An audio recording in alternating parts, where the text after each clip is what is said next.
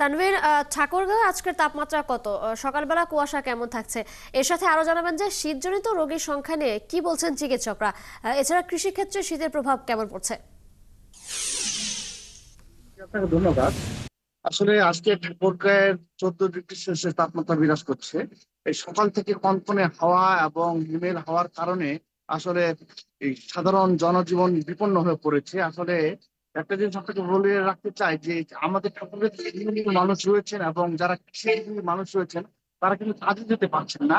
এই কনকনে ঠান্ডার কারণে, তারা কাজে যেতে না পারার কারণে তাদের পরিবারে কিন্তু গত 3 দিন ধরে একটা আর্থিক অনটনে পড়েছেন। এই আর্থিক অনটনে পড়ার কারণে তার দিশেহারায় পড়েছেন।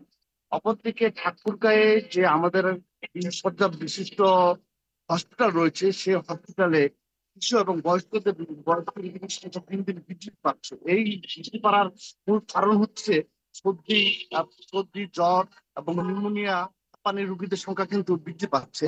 ডাক্তাররা কিন্তু ইতিমধ্যে বিভিন্ন রকম পরামর্শ দিয়ে যাচ্ছেন এবং শীতজনিত রোগ থেকে যেমন রেহাই পাওয়া যায়।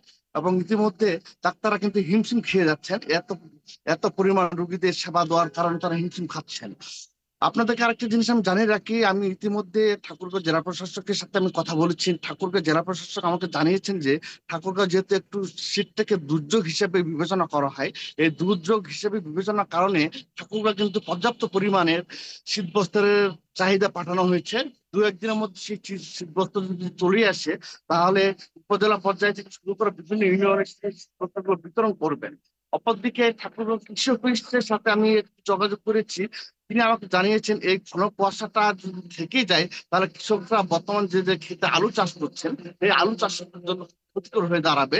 তারা বিভিন্ন পর্যায়ে, ইউনিয়ন পর্যায়ে যে সব তাদের যে কর্মকর্তা রয়েছেন, তারা কিন্তু এই যে কর্মকর্তা কর্মকর্তা দিয়ে তারা কৃষকদের সতর্কতা বার্তা কিন্তু মানে প্রতিনিয়ত দিয়ে যাচ্ছে। এই ছিল ঠাকুরগাঁয়ের মানে শীতের সর্বশেষ আপডেট। আপনাকে অসংখ্য ধন্যবাদ। দর্শক, ঠাকুরগাঁও থেকে আজকে শীতের তীব্রতা জানাচ্ছিলেন সহকর্মী তানভীর।